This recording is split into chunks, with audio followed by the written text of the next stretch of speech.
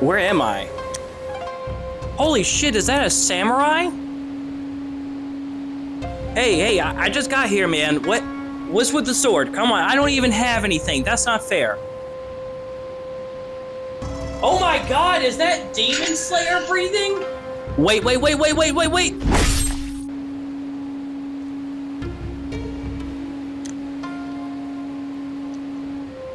Well, there goes the budget. Over the years, we've seen good and bad games come and go. There's only been one game that gave us a truly cinematic experience.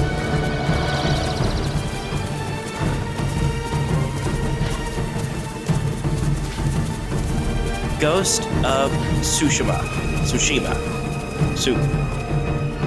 Ghost of Tsushima. It's been 4 years since this game's release, and I just recently beat it on the PlayStation 5 for this video. By the time this video uploads, the PC version should have just dropped. There hasn't been a game this fun, beautiful, and creative in a very long time. So let's start the video with talking about the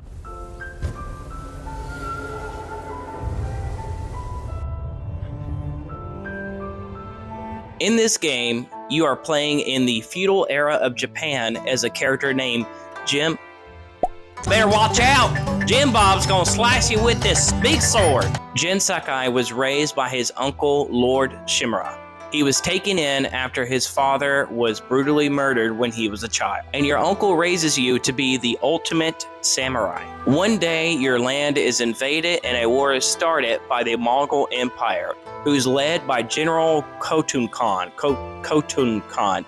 You know what? We're just gonna call him General Khan because I can't get his first name right. They invade Tsushima Island as you ride in with your uncle, Lord Shimura, and the rest of the samurai gang. In the heat of the battle, your uncle actually gets captured by General Khan, leaving you no choice but to face him in a 1v1 duel. You lose that fight and you're thrown off of a bridge. Soon after, you meet Yuna. For the remainder of the story, she's going to be the one that convinces you to fight like a thief in order to save your people.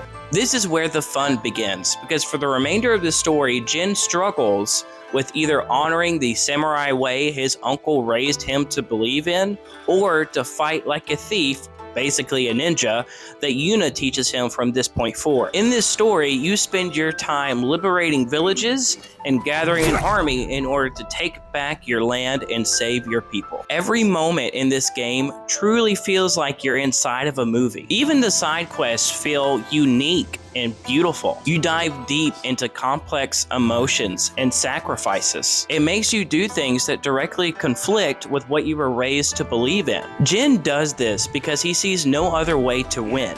And this is what creates a divide between him and his uncle. Lord Shimura is the leader of the samurai clan and is a man of great power. Defying him is not only defying the man that took you in as his own son, but is also defying every principle you were taught. You also witness other characters struggle to make hard decisions, such as Ishikawa and his star pupil, or even Ryozo with his straw hats. Each character you meet teaches you that life is made of hard choices, and to act on anger or sadness or fear is to risk everything you fought for. The only thing more beautiful than the character development in this game is the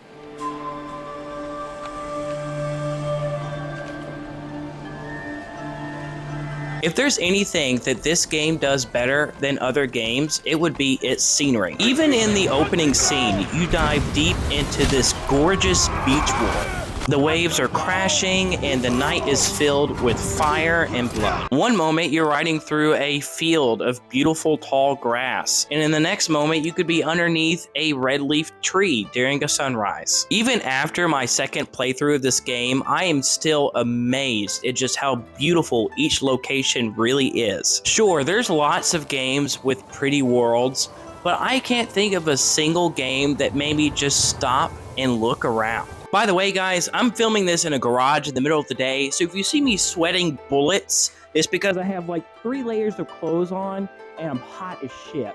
You have the southern part of the map that's filled with warm weather and beautiful beaches. Then you have the middle of the map that's filled with fields and flowers. Then you have the northern part of the map that has these gorgeous snowy mountainsides. Each area is beautiful and unique in its own way. This game even takes things a step further, where you can find these specific locations where you can bow, and then frogs will either come out of the ground or dragonflies will appear over the water. You can even find foxholes, where a fox will actually lead you to a statue where you can worship and get benefits from it. Also, yes, you can pet the fox. Look at him. Look at this cute little guy. Look at the little pitter patters. What a little guy. You also have these shrines that you can climb to get to the top of, where it's these really interesting obstacles. And when you get to the top, you're able to see this beautiful horizon of the map around you. Even the conversations and boss fights, they use an aspect ratio that's reminiscent of an old film. They use these black bars on the top and bottom of the screen to make it feel like it released in a movie theater rather than your console. This game really is a masterclass of its delivery and how immersive it is, especially the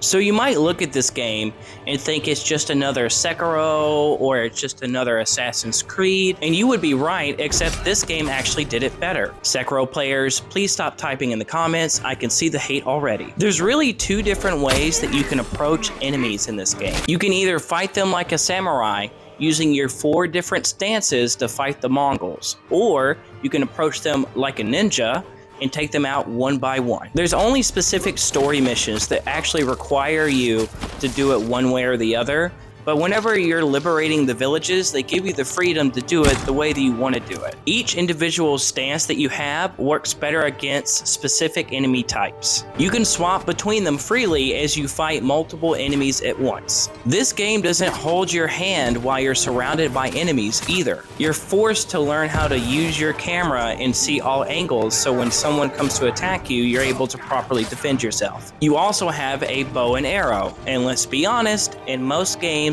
it's a bit overpowered. This game is the same in that regard, because you'll notice that using your bow and arrow will save you a lot of time and effort. You do get other weapons as well, but to avoid spoilers, we'll just leave it at the bow. Now, if you want to sneak around, there's a lot of options you can use. You can sneak through the grass and assassinate them one by one without raising the alarm, or you can actually use the environment around you to help assassinate the enemies. A lot of these villages have bears and other things that you can use to distract your enemies so you can kill them one by one. The combination of all of these combat styles is what makes you the ghost of Tsushima. Ah, he said it! He said the title of the game! This game provides a lot in its story, world building, and combat, but I'd be doing you a disservice if I didn't mention its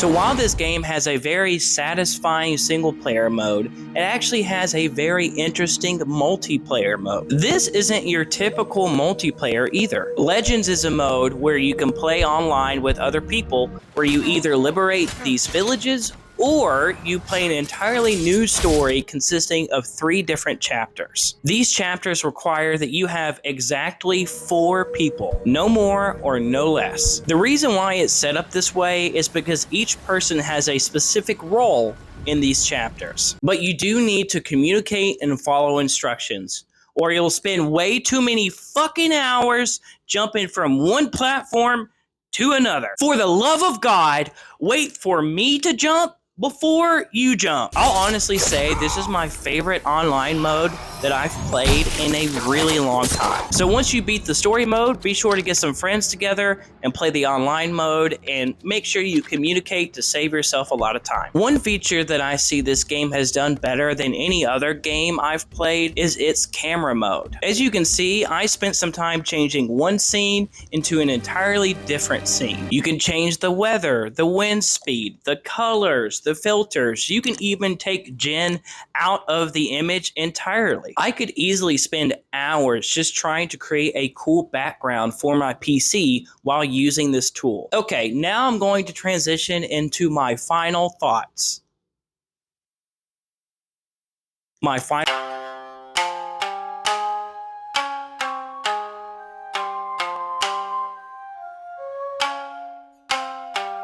With the PC version releasing, I can only imagine the amount of people that will be newcomers purchasing this game. Even some returning buyers will be buying this game again, myself included. This game has so much depth and so much cinematic beauty that I really haven't seen anything like it since its release. Sure, God of War, Spider-Man, and Baldur's Gate 3 have a lot to offer, but none of them have really felt like a cinematic masterpiece like this game has. It really makes you appreciate the art of games and how much passion goes into a well-made game. The characters are well written, and the world is beautiful and jaw-dropping. The gameplay is engaging, and the online is unique and different. The PC version of this game will actually allow you to play the game in Japanese dub. So for all of you anime nerds out there that only watch anime in sub, now's your chance to play this game in a more natural design. Not only does the new PC version offer updated graphics, but it also allows you to play the game in the new Kurosawa mode, which basically means it's going to be in the style of like an old Japanese film. And not to mention, they're even adding an extension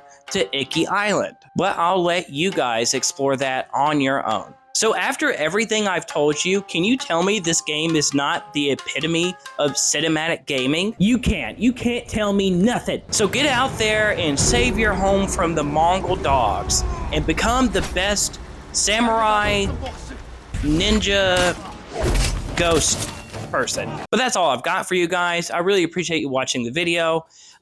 You'll notice that I'm wearing a mustache. I don't typically have a mustache, but if you're a returning viewer, you'll know in my last video, I did make a promise that I would shave it if I got enough subs and likes, and that didn't happen. And so now my fiance doesn't even want to look me in the eyes anymore. So if you guys could make up for that, I'd greatly appreciate it. Okay, it's your fault. It's your fault she doesn't love me.